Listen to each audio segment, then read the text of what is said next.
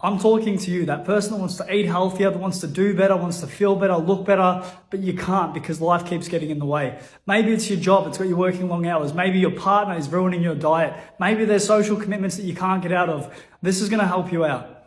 So in psychology, there's a concept called locus of control. And locus of control essentially relates to how we perceive the things that happen to us in our lives or the outcomes that we're subjected to.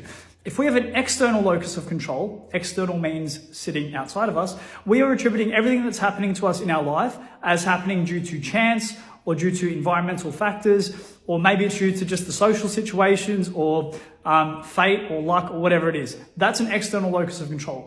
On the other hand, if we have an internal locus of control, we are taking responsibility for everything that's happening to us in our lives, and it's not just being blamed on chance, the environment, or like a social situation.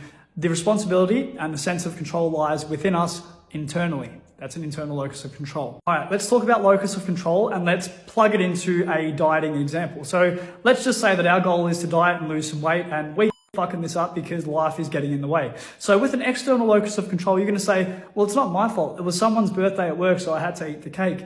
You're going to say, it wasn't my fault that I ate bad at home. I was hungry and there was no food prepared. You might blame it on your partner and say, it's not me, it's them. They're the one that keeps making me eat all this bad stuff. Like, they're not putting on weight, but I am. Or you might sit there and say, nutrition, it's too hard for me, I don't get it.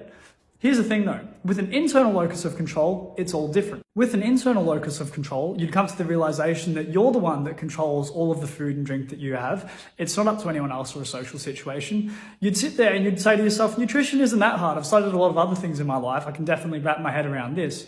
You'd sit there and say, oh, just because my partner's eating bad, it doesn't mean I necessarily need to eat bad. You'd say, if work's getting busy, maybe I don't need to get takeaway. I can just, knowing that work's going to get busy, start preparing and organizing my meals a little bit better for when that event inevitably occurs.